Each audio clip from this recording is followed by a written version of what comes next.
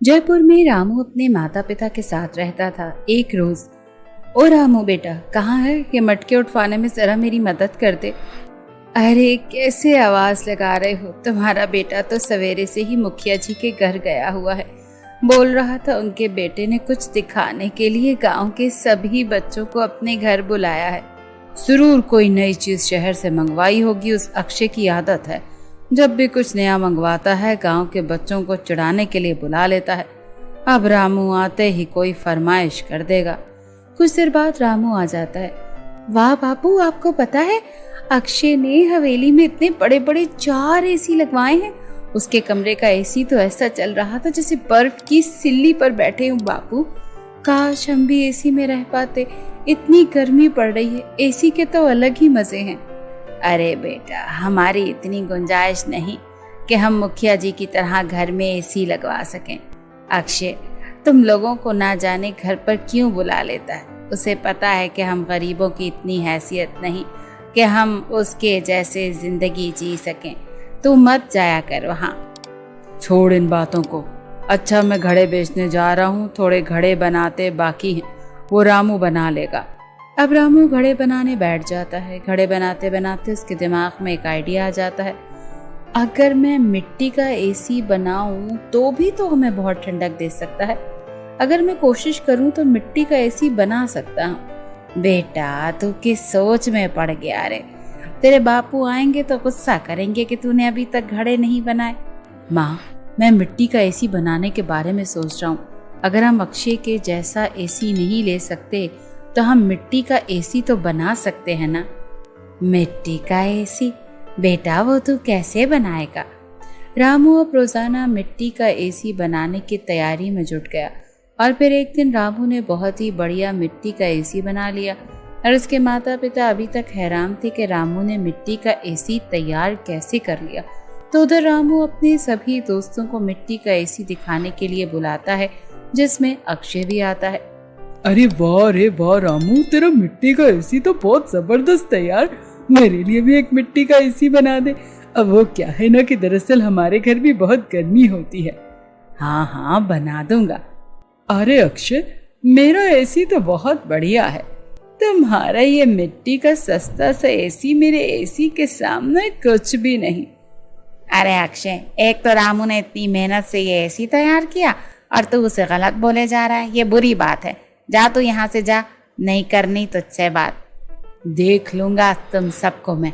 शायद तुम सब जानते नहीं, मैं गांव के मुखिया का बेटा हूँ।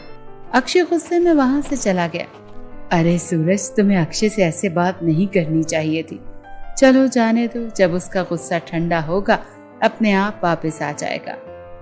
वाह, ये तो बहुत ठंडक दे रहा है, पूरा कमरा ठंडा हो गया भाई। ठीक ही कह रहे हो जी, हमारा रामू तो सचमुच बहुत ही अक्लमंद निकला। अब पड़ोस के सारे लोग भी रामू से ही एसी बनवाने के लिए कह रहे थे।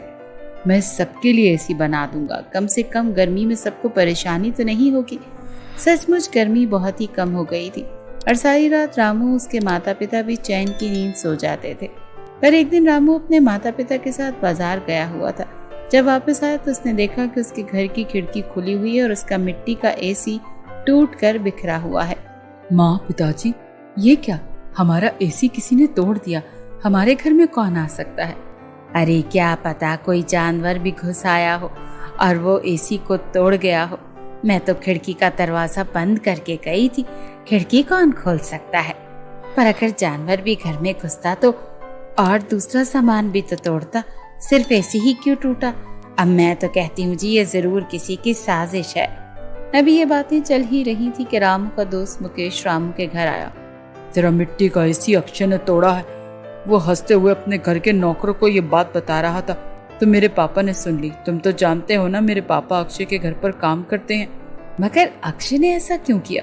मैंने उसका क्या बिगाड़ा था जो उसने मेरा एसी तोड़ दिया? मैंने कितनी मेहनत से बनाया था यार।